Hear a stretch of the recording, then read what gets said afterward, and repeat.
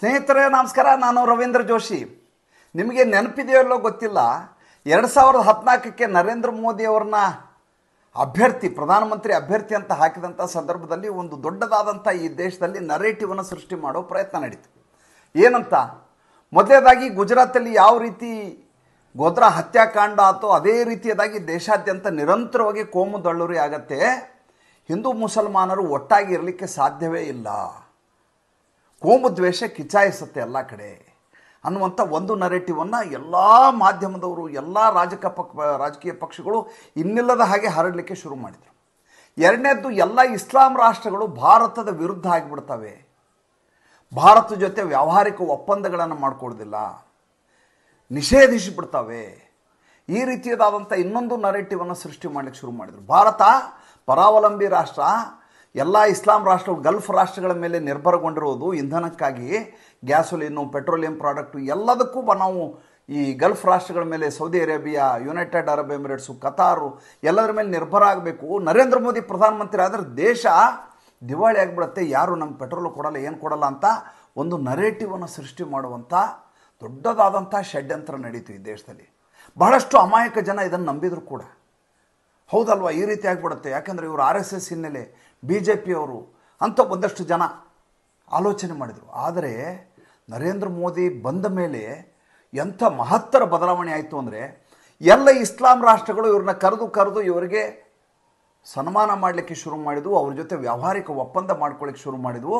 ಜೊತೆಗೆ ಎರಡು ಭ್ರಾತೃತ್ವವನ್ನು ಹೊಂದಿದಂಥ ದೇಶ ಅಂತ ಜಾಗತಿಕ ವೈಶ್ವಿಕ ಮಟ್ಟದಲ್ಲಿ ತಮ್ಮನ್ನು ತಾವು ಬಿಂಬಿಸಿಕೊಳ್ಳಲಿಕ್ಕೆ ಶುರು ಮಾಡಿದ್ವು.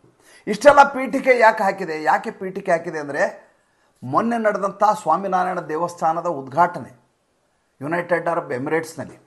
ಎರಡನೇದ್ದು, ಪಕ್ಕಾ ಇಸ್ಲಾಂ ರಾಷ್ಟ್ರ ಅಂತ ತನ್ನನ್ನು ತಾನು ಬಿಂಬಿಸಿಕೊಂಡಂಥ, ಬಹಳಷ್ಟು ಸಲ ನಮ್ಮ ಜೊತೆ ಭಿನ್ನಾಭಿಪ್ರಾಯವನ್ನು ವ್ಯಕ್ತಪಡಿಸಿಯೂ ಕೂಡ ವ್ಯಾವಹಾರಿಕವಾಗಿ ಸದೃಢವಾಗಿರುವಂಥ ಕತಾರದ ಅಮೀರ್ ಜೊತೆ ನರೇಂದ್ರ ಮೋದಿಯವರು ಗುರುವಾರ ಮಾತುಕತೆ ನಡೆಸಿದರು.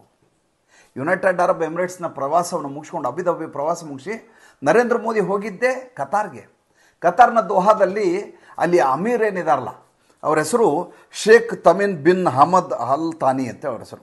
ಈ ಶೇಖ್ ತಮೀನ್ ಇದಾರಲ್ಲ, ಈ ಶೇಖ್ ತಮೀನ್ ಅವರು ಇವರನ್ನು ಹಾರ್ದಿಕವಾಗಿ ಬರಮಾಡಿಕೊಳ್ಳುವ ಮೂಲಕ ನಮ್ಮ ಮತ್ತು ಭಾರತದ ಸಂಬಂಧ, ಭ್ರಾತೃತ್ವವನ್ನು ಹೊಂದಿರುವಂಥ ರಾಷ್ಟ್ರಗಳೆರಡುವೆ, ನಾವು ಇವರು ಯಾವಾಗಲೂ ಸುಮಧುರವಾಗಿ ಬಾಂಧವ್ಯವನ್ನು ಹೊಂದಿರುವಂಥ ರಾಷ್ಟ್ರ ಅಂತ ಜಾಗತಿಕ ಮಟ್ಟದಲ್ಲಿ ಬಿಂಬಿಸಿದರು. ಮೊನ್ನೆ ತಾನೇ ಇಲ್ಲಿವರೆಗೂ ಈ ದೇಶದ ಎಡಚರರು ಎಲ್ಲರೂ ಇನ್ನಿಲ್ಲದ ಹಾಗೆ ಭಾರತದ ಮೇಲೆ, ಅದು ಕೇಂದ್ರ ಸರ್ಕಾರದ ಮೇಲೆ ಒತ್ತಡವನ್ನು ತರ್ತಾಯಿದ್ರು. ಏನಂತ, 8 ಜನ ನೌಕಾಧಿಕಾರಿಗಳಿಗೆ ಗಲ್ಲು ಶಿಕ್ಷೆಯನ್ನು ವಿಧಿಸಿದೆ ಕತಾರ್ ಅನ್ನುವಂಥ ರಾಷ್ಟ್ರ, ನೀವು ಏನು ಮಾಡಿದ್ದೀರಿ, ಬಿಡಿಸ್ಕೊಂಡ್ಬಿಡ್ಲಿಕ್ಕೆ ಎಲ್ಲಿ ಪ್ರಯತ್ನ ಮಾಡಿದಿರಿ? ಇದೆಲ್ಲವೂ ಗೌಪ್ಯವಾಗಿ ನಡೆಯುವಂಥ, ಕಾನ್ಫಿಡೆನ್ಷಿಯಲ್ ಆಗಿ ನಡೆಯುವಂಥ ವಿಚಾರಗಳು. ಸರಸ್ವತಿ ನದಿಯ ಹಾಗೆ ಹರಿಬೇಕು, ಇವೆಲ್ಲ ಕಾಣಿಸ್ಬಾರ್ದು ಹೊರಗಡೆ.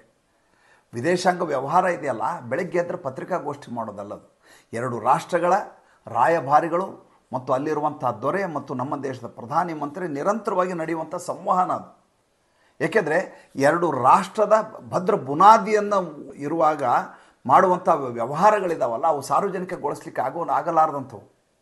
ನಿರಂತರವಾಗಿ ಪ್ರಯತ್ನದಿಂದಾಗಿ ಕೊನೆಗೆ 8 ಜನ ನೌಕಾಧಿಕಾರಿಗಳನ್ನು ಬಿಡುಗಡೆ ಮಾಡುತ್ತೆ ಕತಾರ್ ರಾಷ್ಟ್ರ. ಆದಮೇಲೆ ಇವರೆಲ್ಲ ಯಾವ ರೀತಿ ಗುಲ್ಲು ಹಬ್ಬಿಸ್ತಾರಂತಂದರೆ, ಇಲ್ಲ ಕೇಂದ್ರ ಸರ್ಕಾರ ಏನೂ ಮಾಡಿಲ್ಲ, ಶಾರುಖ್ ಖಾನ್ ಹೋಗಿ ಬಿಡಿಸ್ಕೊಂಬಂದು. ಹೆಂಗಿದೆ ರೀ, ಎಲ್ಲಾದರೂ ಯೋಚನೆ ಮಾಡೋಕ್ಕೆ ಸಾಧ್ಯವಾ?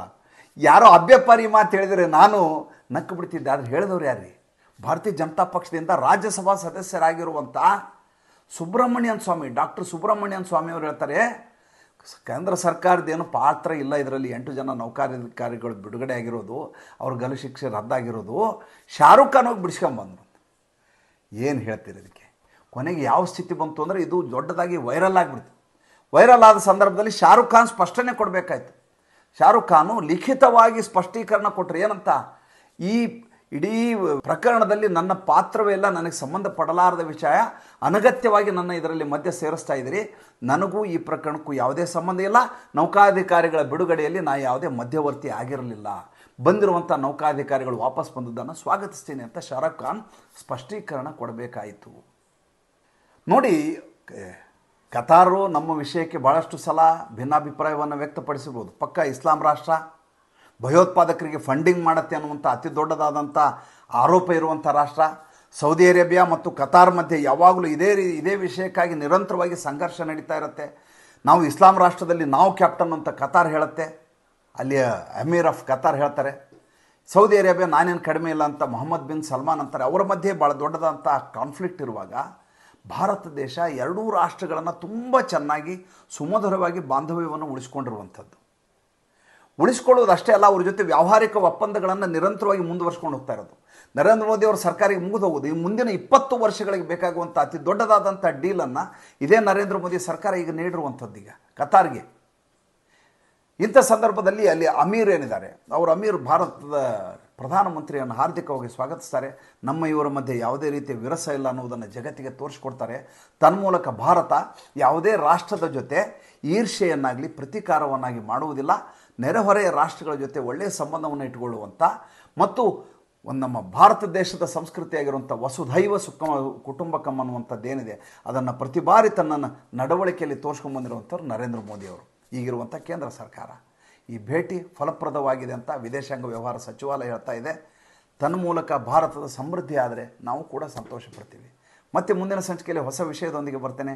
ಸಂಚಿಕೆ ಇಷ್ಟ ಆಗಿದ್ದರೆ ಲೈಕ್ ಮಾಡಿ, ಫಾಲೋ ಮಾಡಿ, ಶೇರ್ ಮಾಡಿ.